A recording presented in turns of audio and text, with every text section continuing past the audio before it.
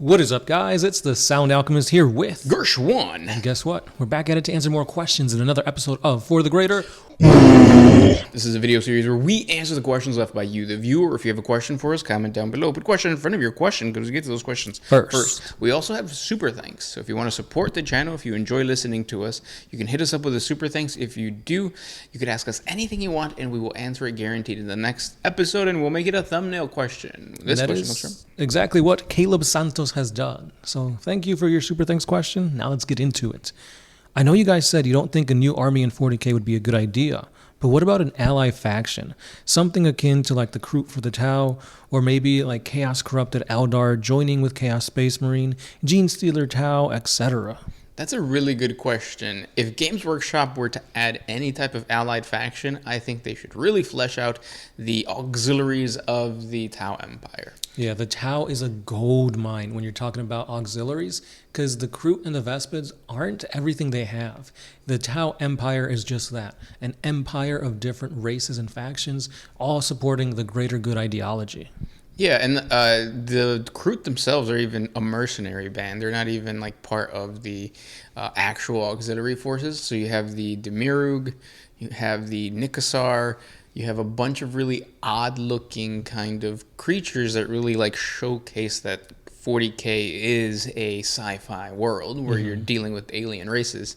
And I would love to see it on the tabletop. Yeah, and one of the things that GW actually confirmed is that the Demiurge are actually squats. They're Voltan. They're leagues of Voltan that have joined the Tau Empire, and because of their clone skins, they look more like rocky people as opposed to like what you imagine every other like squat to look like. So yeah, that's pretty cool. I, however, think I want to see something more when it comes to the AdMech. Maybe Men of Iron or like a rogue. They're called cults, right, for the Mechanicus? Yeah. Maybe like a rogue cult that has gone to worship the machine god in a different way, and now they have Men of Iron, Men of Stone with them, just so we can have a more, how do I put it, more machiney feel, but the army already is pretty much machines. Yeah, but I see what you're saying because the Dark Mechanicus is something that has existed for a really long time. We even have the new Chaos God Vashtor, which is kind of like the Chaos God of, what is it, innovation, technology. So then, yeah, obviously like creating some type of offshoot of the Adeptus Mechanicus that worships Vashtor, sees him as a god, as the Omnissiah, but secretly doesn't, and still could be utilized by the Adeptus Mechanicus would be really cool. Now, I know for the Adeptus Mechanicus, you can use certain factions that we don't normally see in 40K from 30K. So the automatons have a huge line in 30K. Same thing with like the big ass weapons. I forget what they're called. Damatar class, I think. Something like that. Yeah. But essentially, you could play Imperial Guard tank style armies for the Adeptus Mechanicus. But I think having a darkness and like a cultiness of it would be really cool. Yeah, that's one of the things that GW does. Like, I like it and I don't.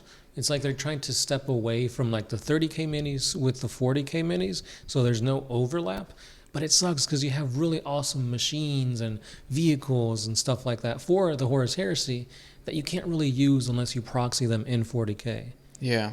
I had a really weird dream the other day that I was building a list. I normally don't dream about 40K, or at least not that I remember when I wake up, because I have been told that I talk about like dreadnoughts in my sleep and stuff like that. But I tell them that. Yeah, we sleep together. Yeah. But I remember that I was building a list and I wanted to include allies, but then one of you guys reminded me like, oh no, you're limited to the amount of allies that you can bring. So the problem with creating an allied faction is just that like you have to have very small amounts of minis. So that means that Games Workshop would only provide like a box or two of this thing. Yeah. I think it's like for every 1,000 points, you get like 200 points can be allies. And I wonder if that's why Vashtor didn't come out with like a whole Dark Mechanicus line or what are they called? Like siege engine kind of thing.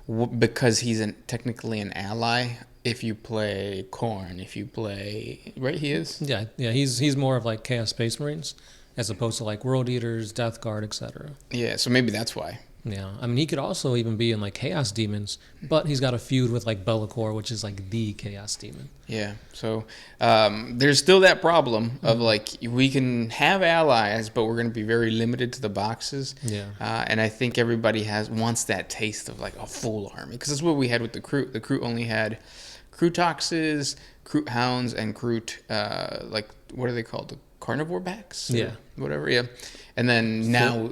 Yeah, I was gonna say Forge World, they had greater Narlox and stuff like that, but now they more fleshed them out. Yeah, and I think everybody wanted that. Everybody was like, let's do it. So, like, yes, we might get these ally factions, but then it's like, ooh, give us more of the Rat Goal or the whatever. Yeah, and when you think about it, a lot of these armies already have, like, auxiliaries with them that GW needs to flesh out. Like, the Custodes have the Sisters of Silence. Give us a whole faction for that. You have the Dark Mechanicus that can be fleshed out completely. You have the Harlequins, which can also be fleshed out completely. So there's already a lot of pockets of quote-unquote auxiliaries that GW needs to flesh out. Yeah, and then you brought up a good point with the Sisters of Battle.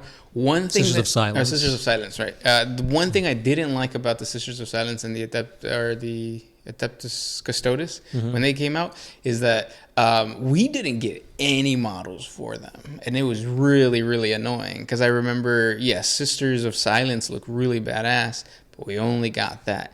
And then with the Adeptus Custodes, we got some really cool infantry models, some cool HQs, but we would use like rhinos as transports and stuff like that, or land raiders. And that was just like, and it wasn't until I think it was Forge World that came out with the speeders that we were like, oh, cool. Speeders, dreadnoughts, like all the cool stuff. But then it took a while too.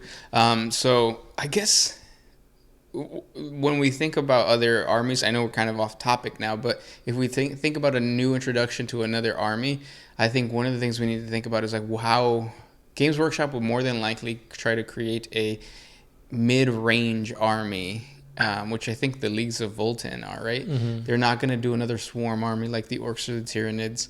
And I hope they don't do another army like the Adeptus Custodes that are very elite. Yeah.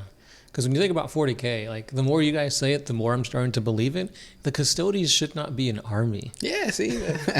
I've been saying that from the beginning. It's supposed to be a very small, tight, elite force. And that's kind of what they've been doing with the Agents of the Inquisition. Yeah. A bunch of random pieces of like models that don't really have their own army. Just put them all together. Yeah. And I think because of that, we lose too much. Like the feel of it? No, I was going to say the Death Watch. Oh, yeah. You mean like we lose them completely in new additions? Yeah, because the Death Watch was an interesting faction in that, like, it's Space Marines, but not really. And they were individualistic Space Marines. Yeah. So, but you could ally them, right? In any Imperial faction. I guess so, yeah. You just can't use them how they used to be used. Yeah. Next question. A lot of you guys responded to what we were talking about with the problem with the Chaos Gods. David Traynor says, I'm not a fan of the Tyranids in the sense that I can't connect to them, but I do like the opportunity it gives for the characters to shine. They're like natural disasters or climate change. Yeah, I agree. But the problem with the Tyranids being that animalistic, like it's a tsunami, it's an earthquake, that kind of thing, you can't play it on the tabletop. You think about it. Yeah. But like in order to play that type of army, you have to play like Apocalypse. Yeah. That's when you get the feeling of like hordes and hordes of unending Tyranids. Yeah. Or if they brought back tides, because they had the silver tide with the Necrons, the green tide with the Orcs, and the swarm with the Tyranids, but give them a buff for that. What edition was it that, like, I think if you played a green tide, you would get like you could shoot, run, and charge or something like that. Yeah. Maybe. That stuff was cool. But I know 5th edition was all about bikers. Yeah. You used the bikers and those were a menace. But that's also because we had wound allocations. So like you could have wound allocations nowadays would be crazy, especially with Gravis Space Marines. You bring in a unit of 6 Gravis whatever, and they're not going to die. Yeah, you'd have to take, what, like 17 wounds before one starts dying? Yeah, that's you're devastating. Oh, and then with the Adeptus Custodes too, because there were 4 wounds? Something like that, yeah. Yeah, that would be never ending.